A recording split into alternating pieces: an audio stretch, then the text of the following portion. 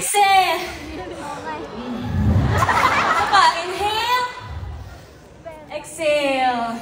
That was for me. Okay. Thank you so much, Blooms. I hope you guys enjoyed. Sa mga hindi po nakaalam, I really started out as a dancer way back in Isabela, yes. Dito na naman ako sa Beanie nag-sing and dance because Beanie forced me to sing. Forced! Joke lang.